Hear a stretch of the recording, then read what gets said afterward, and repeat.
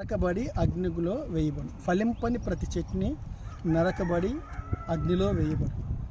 ఒక చెట్టు ఫలించాలంటే ఏం కావాలి? మనకి నీరు కావాలి. నీరు అనగా వాక్యము. వాక్యమని ఉతక స్థానం చేత అని వాక్యము చెప్పబడింది ఎఫెసీయులకు రాసిన పత్రిక 5వ అధ్యాయంలో. కాబట్టి చెట్టు దేనికి సాదృశ్యంగా ఉంది? మానవునికి సాదృశ్యంగా ఉంది. ఫలింపని ప్రతి చెట్టు యెహెజ్కేలు కానీ న్యాయాధిపతుల గ్రంథంలో కానీ మనం చూస్తాం.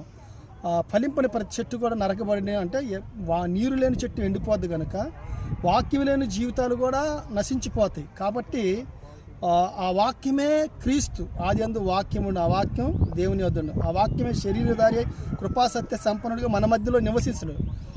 ఉదాహరణకి చెట్టు కనుక మానవుడు కనుక ఒక కుష్టివ్యాధి గలవాడు యేసుప్రభు దగ్గరికి వెళ్ళినప్పుడు ఆయన ముట్టి స్వస్థపరిచాడు.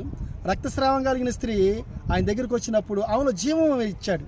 అట్లాగా ప్రతి ఒక్కరు కూడా ఆత్మీయంగా శారీరకంగా స్వస్థితులు అవుతున్నారు. జీవం వస్తుంది.